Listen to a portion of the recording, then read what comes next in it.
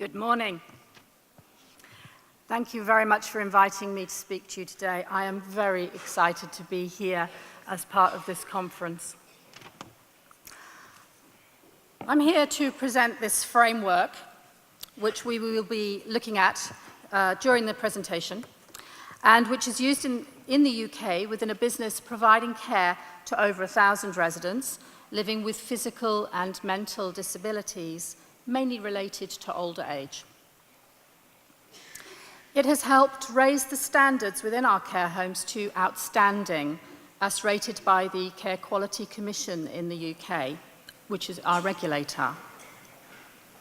It has also been adopted by occupational therapists and more recently in work being undertaken in Australia. But my passion is not about positive risk-taking frameworks. It's about the people who live in long-term care, who benefit from them. My background is nursing, and I'm very proud to be a qualified nurse. I began my nursing career over 30 years ago, but I have specialized in long-term care settings for the past 25. For me, providing high standards of physical care is always and has always been very important, but providing a high quality of life within long-term care, which is what I am really passionate about, is so much more than that. Having a reason to get up in the morning, having events to look forward to, having purpose, living as full a life as possible despite disability, despite frailty, old age, or limited mental capacity. The positive risk-taking framework that I have developed grew out of this passion because I wanted to understand what was limiting independence and choice and how to overcome it. A search of the academic literature raised two prominent issues. The Joseph Rowntree Foundation in the UK found that care providers have very little imagination and low expectations about what a fulfilling life could look like for people they cared for. And the Royal College of Nursing in the UK found, and I quote, "Nurses limit choice because they are afraid of causing harm to patients or others around them, unintended harm, and of us being held to account by our professional bodies or our regulators as a result."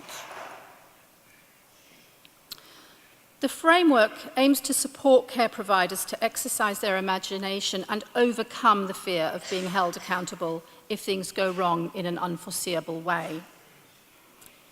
And to illustrate the framework, I'm going to introduce you along the way to some friends, each of whom has a disability and lives in a long-term care setting. And here are three of them, Harry, Ken, and Max. We want Harry, Ken, and Max to have a good life, an active life, where they get to choose how they spend their time. And I want them to know and feel nothing is done about me without me. However, it would be very easy to put up barriers and restrictions to keep them safe. A tension exists between delivery of holistic, person-centered care on the one hand and the duty to protect those in our care from foreseeable harm on the other. By using a positive risk assessment tool, this tension can be managed effectively as it supports the care provider or healthcare professional to evidence duty of care has been met whilst upholding the freedoms and rights of the individual. Risk management is something all of us do every day of our lives without even thinking about it. We drive cars or we cross busy roads on foot as part of our daily routines. My point is this: we take risks every day. We accept taking risks as normal, and with that thought in mind, I want to introduce my fourth friend. This is George. George was living in a care home and he was being denied a normal life. Fortunately, he is not a real person. George is a metaphor. George had a diagnosis of dementia, and he was also physically frail, and he had a high risk of falling. So the staff decided to make him wear a suit of bubble wrap all day, every day. The nurses, carers, and even George's own family kept on saying, he mustn't do this, and he mustn't do that. He has dementia. Make sure he is wearing his suit so he doesn't come to harm. They labelled George according to his medical diagnosis, and they couldn't see who he was anymore because of this thick layer of plastic wrapping. His caregivers suffocated George with misplaced kindness. They were killing him with kindness, killing his spirit. Now, he isn't a real person. However, I don't know about you, but I have been guilty of being that kind of caregiver. I know that during my 30 years of nursing, I have deliberately limited the choice of someone in my care more than once because I was afraid of causing that person unintended harm. The reason for my misplaced action, sadly, was my perception of risk was so driven by a fear of getting things wrong.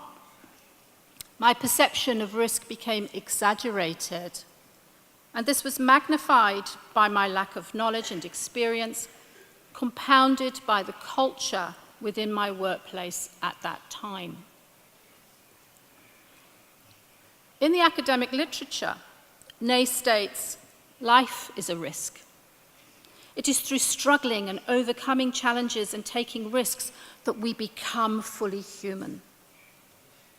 So I became inspired by reflecting on the lived experience of people like George to do better. I decided to pop the bubble wrap. Pop, pop, pop.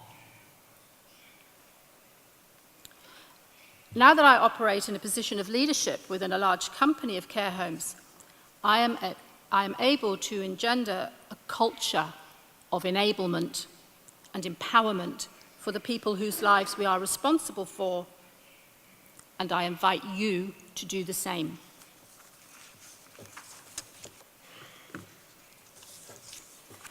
The positive risk assessment tool I have written is about resetting the scales so that we achieve a balance between our duty to uphold the basic rights and freedoms of those people entrusted to our care and our duty of care to protect our residents from foreseeable harm. For the legal framework, I was guided by the work of Dix and Smith and the UK Department of Health, both writing specifically for the social care sector on the subject of defensible decision-making. Now, this may be a bit dry and legalistic, but hugely important, so please bear with me. You don't need to write anything down, as the links and references are all on the final slide. So the 6 principles of making a defensible decision, which require evidencing when managing risk, are as follows. Number 1, all reasonable steps have been taken to avoid harm. The key word is reasonable. What would a reasonable care provider do in these circumstances? 2, a person's mental capacity has been taken into consideration. 3, reliable assessment methods have been used. 4, decisions have been recorded in line with the care provider's local recording policy. 5, decisions and related actions are communicated to all relevant parties. And 6, practitioners and their managers adopt an approach that is proactive, investigative, and takes into account all aspects of the individual and any risks. Please remember, before you apply these principles in your workplace, to check and adhere to your local laws and professional standards. So let's look at how each of us might apply these principles to an individual person. And for this, I'm going to introduce you to my friend Harry. He is no longer able to live at home with his wife because he has frontal lobe dementia. Harry is living in a care home. Now, Harry tells us that he would like to go horse riding. Now, we, his care providers, have to be realistic. We cannot ignore Harry's medical diagnosis of frontal lobe dementia. His medical assessment tells us he is unable to think rationally and his behavior can be erratic. But rather than put the brakes on his desires immediately without further thought, we owe it to Harry to explore the balance of risks and benefits of going horse riding, starting with his worldview, not ours. Harry will undoubtedly be unrealistic in some of his expectations. He lacks insight into his abilities and the dangers around him. But unless we seek to understand what his aspirations are, we cannot even begin to accommodate him, not even part way. Now, this is the really important bit. Never mind what medical diagnosis Harry may or may not have, or that his ideas lack insight, or that he has a degree of delusion. Harry's opinions count. The care plan we are putting together for Harry is, after all, about him. Care plans should be built on the premise, nothing about me without me. The first stage of the positive risk assessment tool is to identify the risk, and the second is to explore the risk by weighing up the potential harms and benefits of taking the risk. We know what the risk is. It's going horse riding, and there is a very real risk of Harry sustaining an injury whilst doing so. Having had a conversation with Harry, we know that the sense of freedom horse riding will give him will help him to overcome the depression he has been feeling since his diagnosis. And he's also keen for more exercise, more physical exercise. Imagine we have spoken with Harry's wife and his doctor, and we are all in agreement that Harry would benefit from this activity. We will need to record the conversations and identify suitable controls to reduce the risk to a reasonable level, as we can never eliminate risk completely.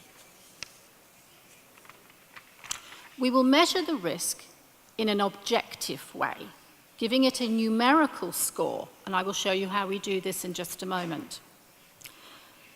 We will then decide what controls are required before measuring the risk again once the controls are in place.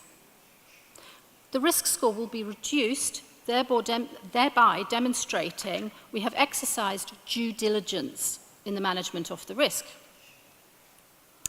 We will then ask Harry to agree the level of risk and consent to the controls by signing the positive risk assessment tool on which we have recorded everything. However, Harry really shouldn't be asked to sign it because he does not have the mental ability to weigh the balance of risk for himself or to understand the importance of the control measures. Therefore, we are going to have to make a decision for him, one which is in his best interests, which means identifying the least restrictive options available to Harry. We know he really wants to go horse riding, and we are going to do all that we can to uphold his right to choose and to support him to live as active a life as possible. How each one of us would undertake and record the decision made on Harry's behalf will depend on the legislation of the country in which we work. We must ensure an appropriate person gives consent to the taking of the risk and the control measures to ensure Harry's legal rights are upheld. Then we can write a care plan, inform all his caregivers about the plan, and Harry can go ride that horse. We will need to evaluate how he is doing on a regular basis. And this is especially important for Harry, as his dementia and his physical abilities are likely to change and to deteriorate over time. So the care plan needs to include the early warning signs that would indicate risks are increasing and which would trigger a review of the horse riding management plan. So, for example, if Harry became increasingly confused or if his balance or his mobility declined, we would need to review all the control measures and form a new plan.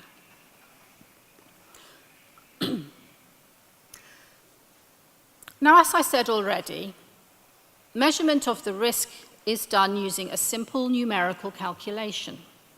You multiply the consequences of something bad happening by the likelihood of it happening, and you measure the risk both before and after control measures have been put in place, so you can demonstrate a reasonable reduction or control of the risk.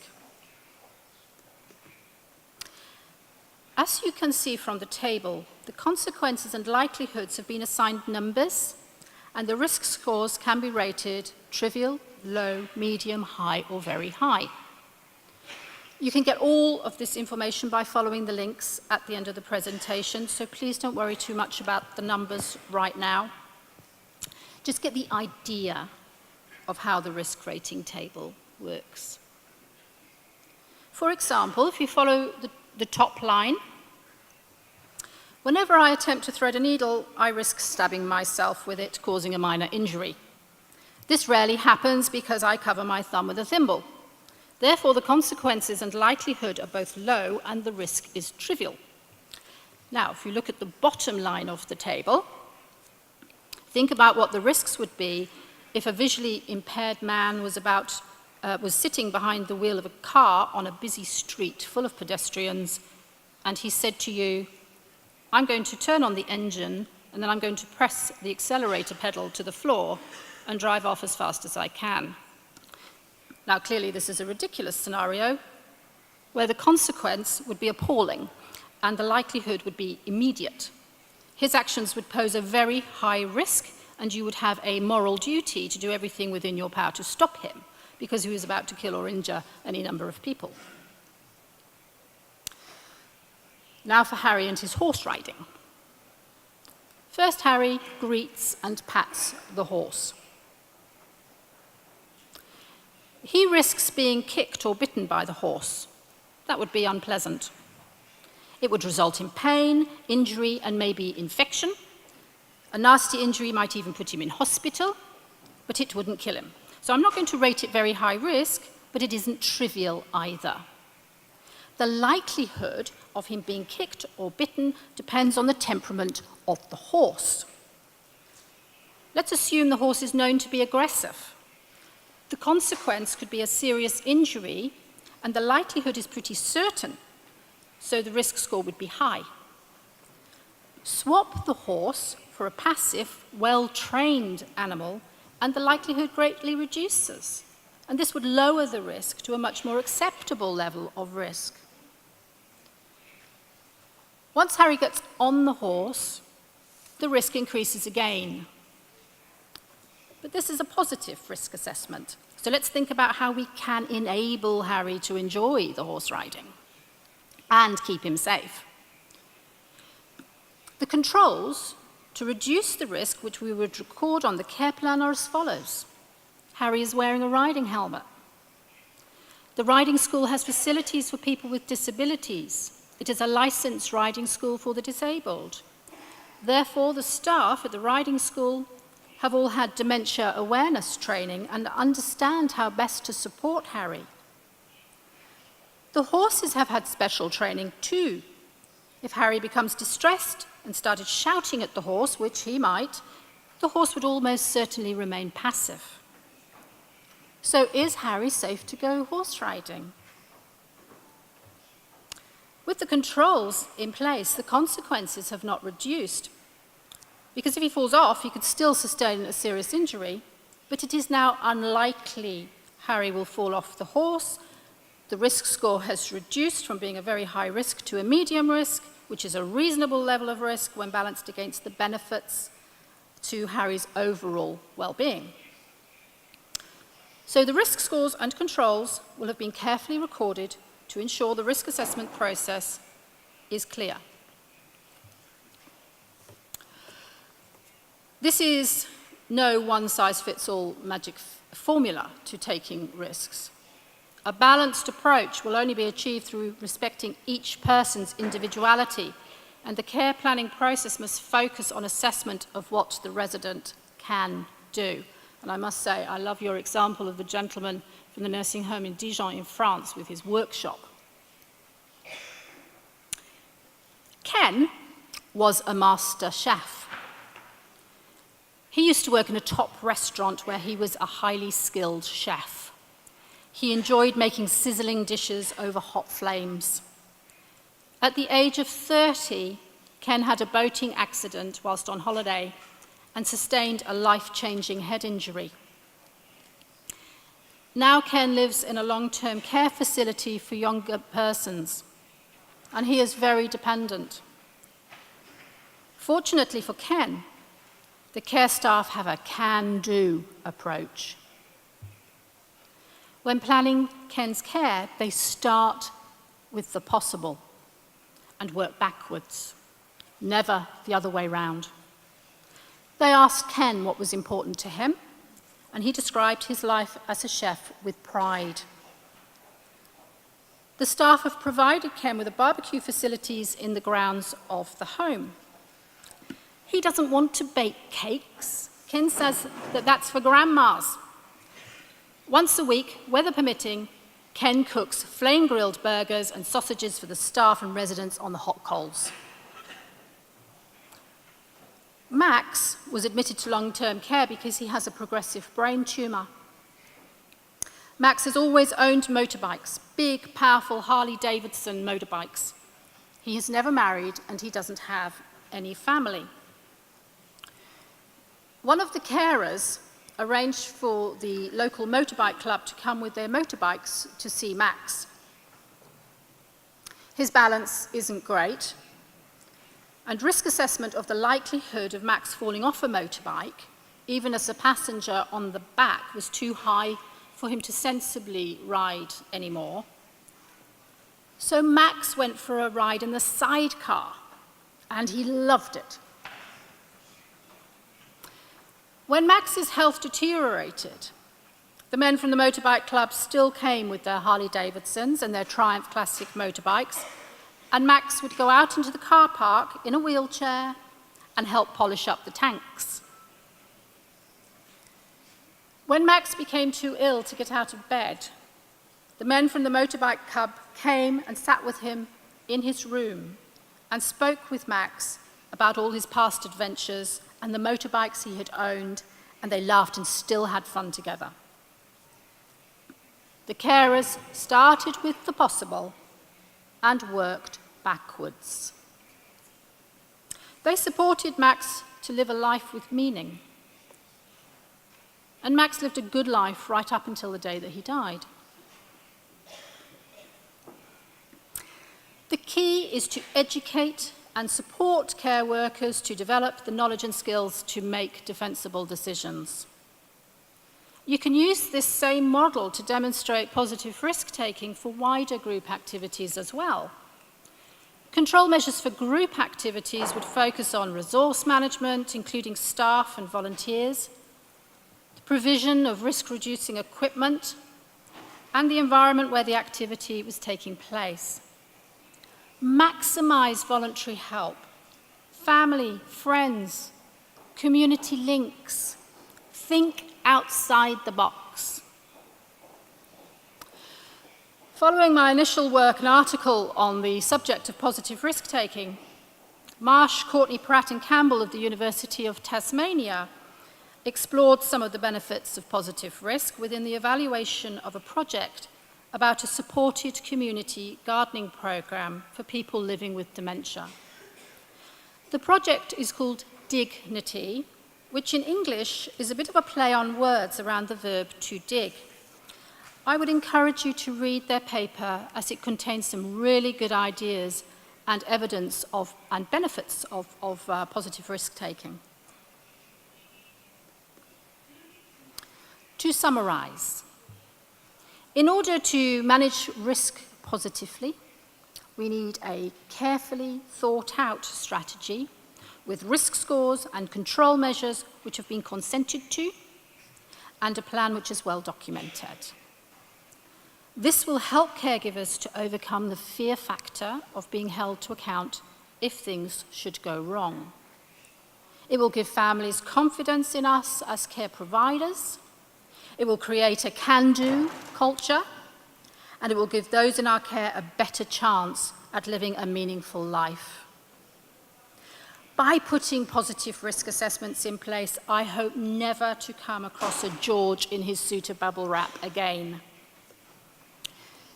In the company where I work, the residents regularly enjoy hobbies and activities which they have participated in prior to coming into care, including swimming, riding bicycles, playing golf, and many other fulfilling activities that most of us would take for granted.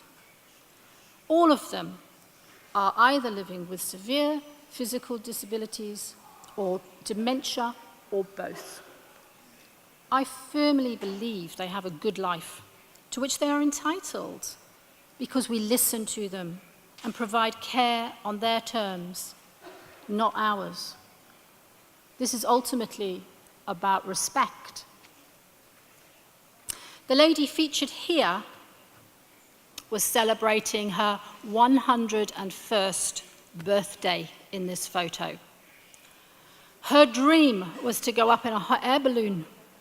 So we removed the bubble wrap, and as for control measures, it was anchored to the ground with very long ropes, so we could be sure that she would have a controlled landing. Thank you for your time.